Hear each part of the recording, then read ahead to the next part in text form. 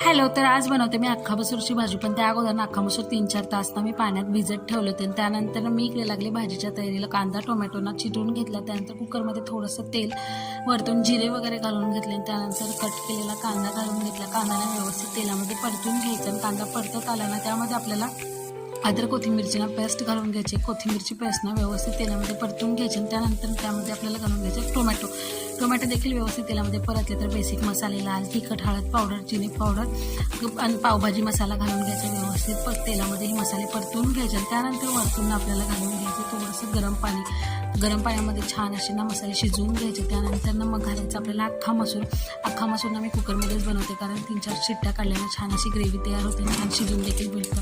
त्यानंतर आपल्याला लागेल तशी ग्रेव्ही बनवून घ्यायची. 3-4 शिट्ट्या असं काढून घ्यायच्या. त्यानंतर ना मस्त अशी अख्खा मसूरची भाजी झणझणीत अशी तयार होऊन जाईल. तुम्हाला देखील नक्कीच आवडेल. तुम्ही देखील नक्कीच ट्राय करा.